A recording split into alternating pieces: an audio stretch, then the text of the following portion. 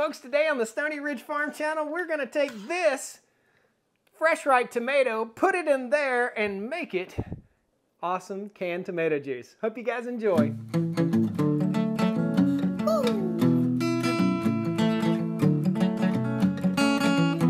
Stoney Ridge Farm, Stoney Ridge, Stoney Ridge Farm. Alright folks, welcome back to the Stoney Ridge Farm channel. This is last year's tomato juice, and it's absolutely delicious. This is this year's tomato. This was grown right in our organic garden down here with raised beds and with chicken manure, only fertilized with natural products right here from the farm. This is how I store my tomatoes, and I think it's very appropriate for me to talk to you all the way through all this. And this is a three-part series. What we're going to do is we're going to can tomato juice today. The next video in the series is going to be how to just can tomatoes. And then the next video in the series, we're going to make an awesome vegetable soup. So this is how you store tomatoes. So you see the tomatoes that are up here on the countertop. Most of them are not completely red ripe. You see this one? It's just starting to turn. It's important to pick your tomatoes when they just start to turn like that, because bugs and or birds and or the rain can ruin your tomatoes. So if your tomato is starting to turn and it gets a bunch of water, it will split open here or it will split open here. There are two ends to the tomato. There is the blossom end and then there is the stem end. We store the tomatoes with the stem end down, just like that, blossom end up. It's very important to do that. If you have black spots on the ends of your tomatoes, save back your eggshells and put those in your garden. It's a calcium deficiency. Now you can have too much calcium in the garden, which is this. This is what it looks like when a tomato has too much calcium. That's it right there. So we put a little bit too many eggshells in that raised bed right there, and pretty much every tomato plant in that raised bed had those little spots on it. That is too much calcium. So that's important to know. When we store our tomatoes, we pick them when they start to turn, just like this. They sit on the counter and they get beautiful and red ripe, just like this. We are canning red ripe tomatoes. Make no mistake about it, guys. Hang on to your tomatoes until they are red ripe. Lay them out on your counter. Get a folding table, whatever you have to do. This is a once a year thing when you raise your own garden vegetables. Lay them out, let them ripen, and then every other day or every 2 or 3 days, go through and get the reddest and the ripest and start canning. So, step one for canning, we got to wash the tomatoes. Now, right now you're thinking to yourself, Josh, I know how to wash a tomato. Well, we can all get tips and tricks and learn from one another. So this is a tomato in the sink, in the water, and it's been soaking, okay? When it soaks like this, they're easier to clean. So I let them soak for about 20 minutes, and then I take good cold water and I rinse them off, and I set them right over here on the cutting board, which takes us to the next step. We need some supplies too. So let's go over the supplies real quick and then we'll show you the next step. So anytime you're thinking about canning or raising a garden, you can can meat, you can can fruit, you can can vegetables, you can make jellies, you can make jams, you can make all this stuff, but you need the appropriate stuff to get that done. First of all, we have an antique Presto canner. This Presto canner is a pressure canner. If you don't know about pressure canners, look it up, buy yourself one. I do all of my canning in that antique pressure canner right there, and it works just fine. You can still buy parts for it. So if you go to your Goodwill or your local thrift store, you might find one of these. Just make sure that this is good. This is the rubber seal that counts. You can still order these rubber seals for most any of these Presto models, and I like the Presto brand for sure. This is the weight or the jiggler that goes on the top. It goes chick-chick-chick-chick. On top of this weight are more weights. So this is 5 pounds, this is a little bit more, and this is a little bit more. I think this takes it to 10 pounds, and I believe this takes it to 15 pounds. I'm not totally positive. Guys, post a comment if you already know that. We'll put that jiggler on there, and what we'll do is we'll heat our water up inside our canner, and we'll set our jars in there. Now we need a good paring knife. This is a Dexter paring knife. A butcher's worst enemy is a dull knife, so make sure that your knife is very sharp. My mom came over and helped me can the other day, and she's like, boy, your knife's sharp. Where'd you get that?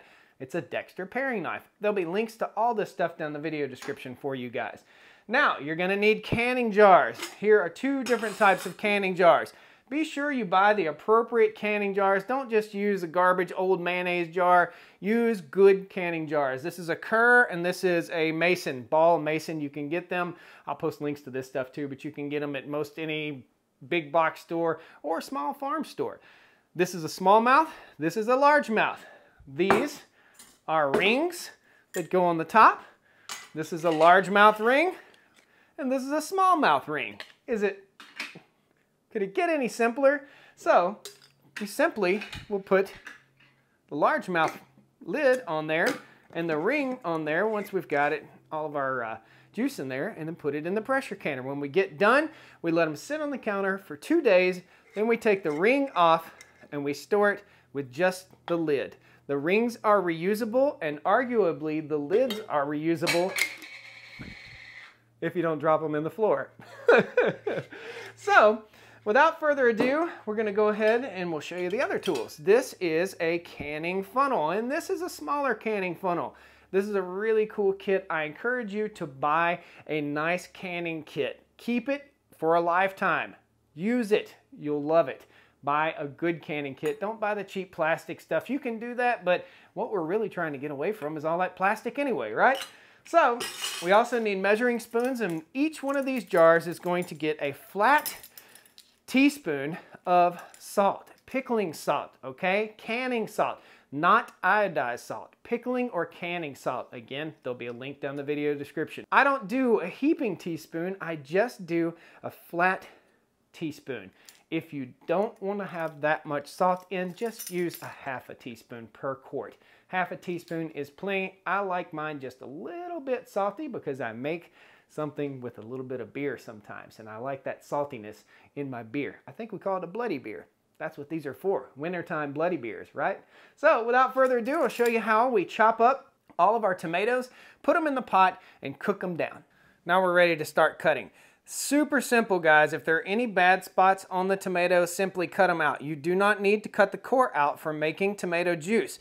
All we have to do is slice it, and then slice it again, and then slice it again, and then just chuck that right over in the pot, just like so. Rinse, slice, and repeat, just like so. Now, you see a little bad spot right here. All we're going to do is cut that bad spot out and set it over to the side. We'll put that in the yucky bucket that goes to the chickens.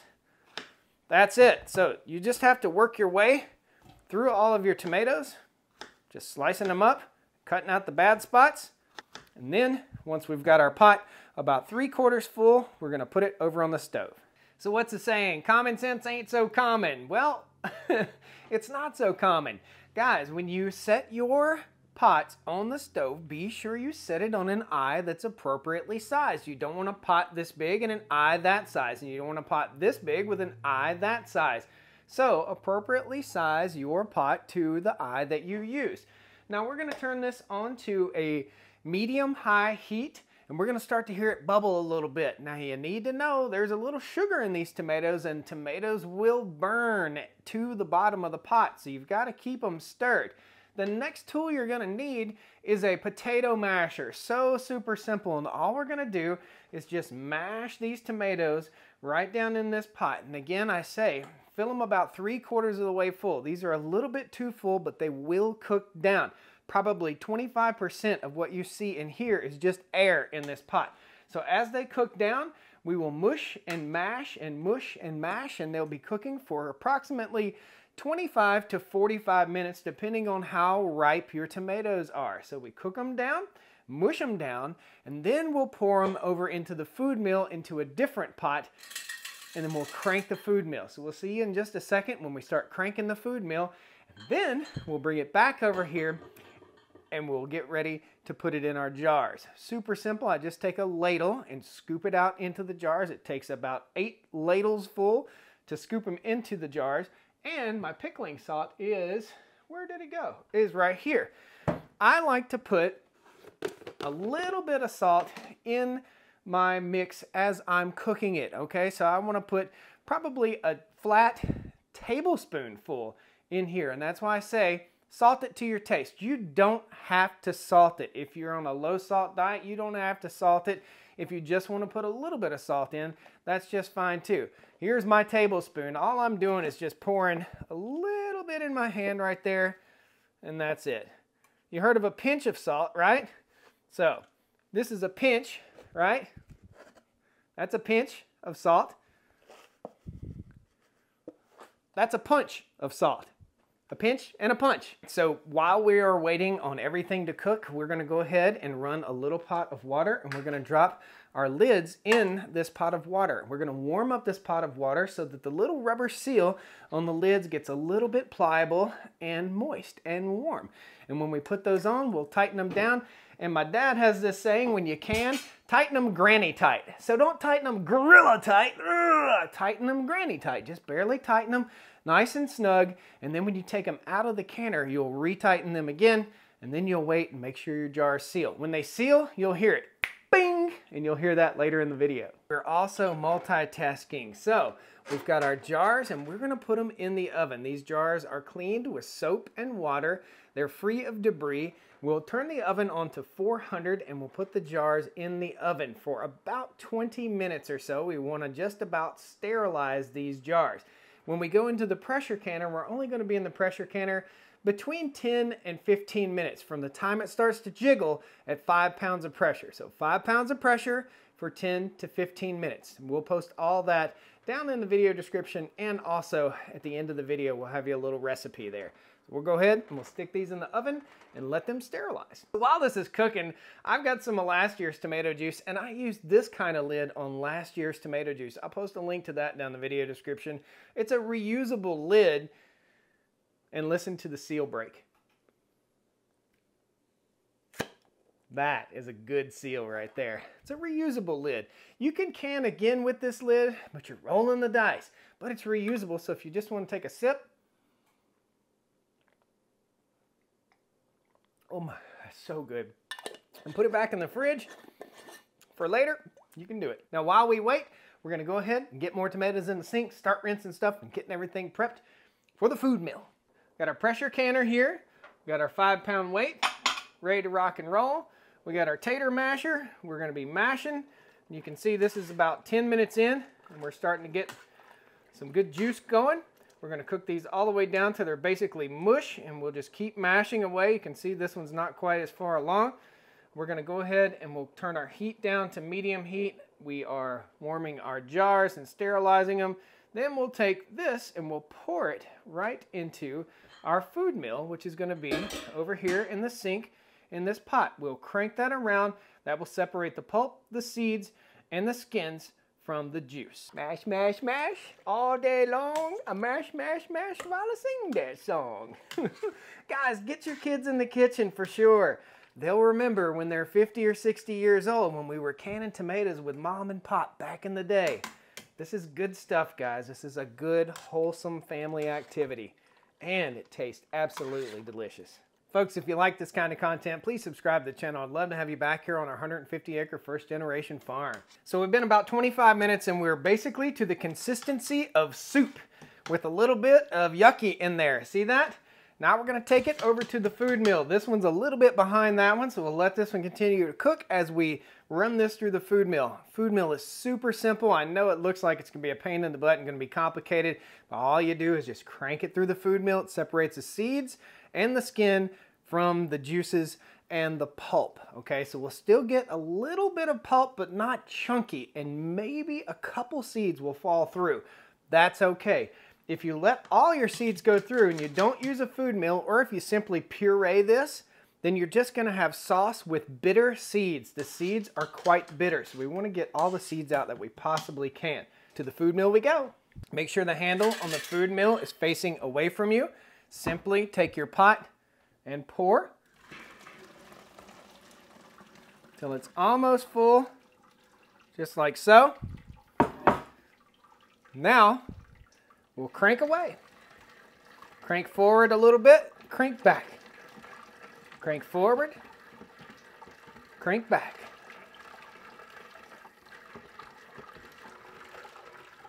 Sometimes you just let it sit and allow it to drain for just a few minutes. It's not going to hurt a thing. We're going to go ahead and get our jars out and set them on the counter so they're allowed to cool just a little bit, because we don't want to throw hot tomato juice into a jar that's really hot. It'll sizzle and it can bust the jar. So we want the jars and the temperature of the tomato juice to equalize. That's our jars.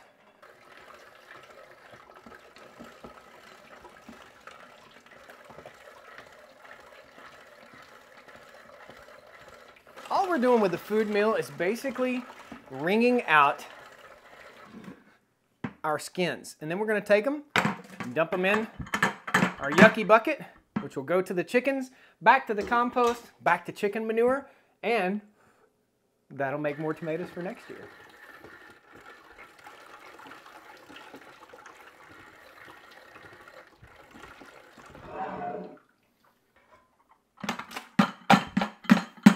Oh, baby, look at that. All the way full of tomato juice. We're going to set this right here on the eye.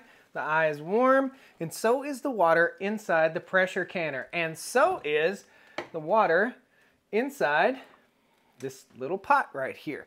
So in our canning kit, we have a magnet. This is the magnet. You just reach in, so you don't have to reach in the hot water, and pull out your canning lid. That simple, guys. We'll set this right over here beside our workstation, and we're going to get busy. All we got to do is ladle out this stuff into the jars. That easy. Get your kitchen towel, get your canning jar, get it in your hand, get your canning funnel, and have all your rings and your lids ready to rock and roll.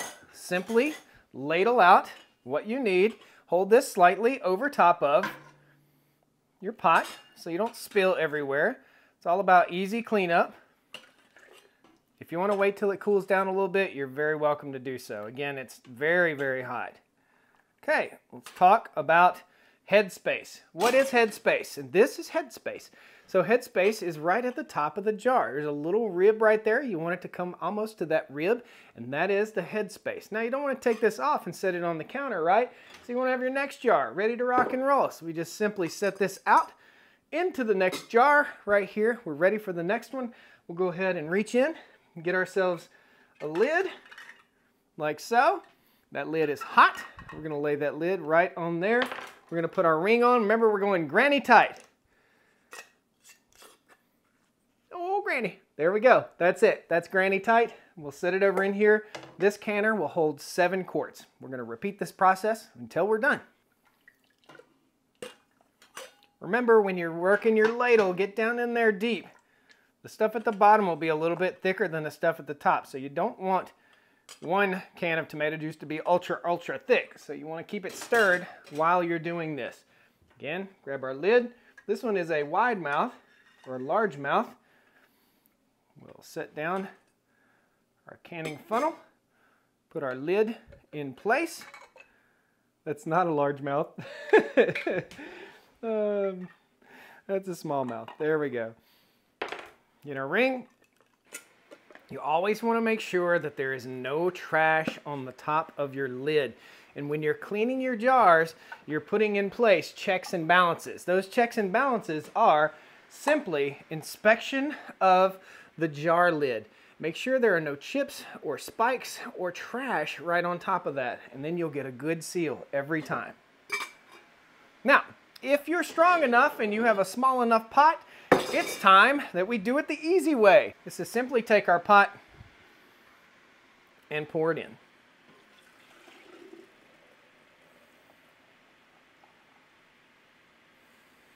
There we go. Now, what did we forget? I forget this all the time. So the first ones that we did, we forgot to put in our salt. Go ahead and get our teaspoon. Excuse me, yeah, teaspoon. And we'll drop it in, just like so. It's best to just go ahead and put this in before you even get started. And that way you don't miss it. Last but not least, slip that guy down in there. Got a little more water than we'd want normally, but that's okay. We're gonna lock this into place. just like so. There's a safety tab right here that will pop up and lock. As soon as this starts jiggling, it'll go. We'll set a timer for 10 minutes. We'll turn it off. That'll give it 12 to 15 minutes of jiggle time at 5 pounds, and that will seal the jars. At this point, we're gonna crank our stove up to high, and we're gonna go ahead and let it work. Once it starts to jiggle, we'll crank it down to medium high, about a 6 or a 7. And then once it's done and cooled off and safe to open the pressure canner, we'll reach in with our jar tongs, which comes with a kit, and we'll pick out our juice, set it on the counter, and we'll get a good seal. Just like that. Guys, that's how you can tomatoes. If there are any questions, if you want to add more ingredients to this, you're very welcome to do so. I've put Old Bay seasoning in here. I put Lowry seasoned salt in there. I put hot peppers in them. I put a little bit of hot sauce in there if I want it spicy. Just remember, once you take them out, get them labeled with the date that you put it in there and what ingredients you want to include on your label. So if you put Old Bay seasoning in it for Bloody Marys, write Old Bay on it. If you just put salt, write how much salt you put in. If it's no salt, like those, I'm gonna put no salt. Cool? Guys, thanks a lot for joining me here on the Stoney Ridge Farm Channel. I really appreciate having you. Please hit that like button, subscribe to the channel. I'd love to have you back here on the farm with me. We've got a 150-acre first-generation farm, and I'm hot working in the kitchen here in the summertime. Awesome. I got to go pick today's bounty of tomatoes. I'm picking 3 5-gallon buckets of tomatoes per day. This is building the larder, and the larder is what gets us through the winter when the grocery stores close down.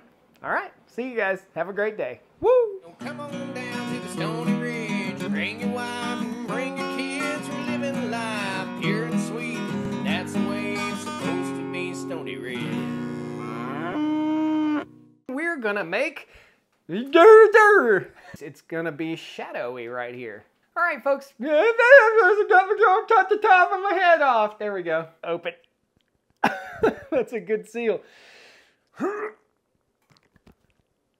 Gosh. While we're waiting, we always like to eat some hummus. A little bit of hummus always make me feel good. Ladle, ladle, ladle, ladle, ladle, ladle, ladle. Where's your ladle, ladle, ladle? I don't know, ladle. Do you know the ladle, ladle? Ladle, ladle, ladle, ladle, ladle. Ladle, ladle. Where's the ladle? Oh, I don't ladle ladles. Too much fun! Hey, what's that? How you doing?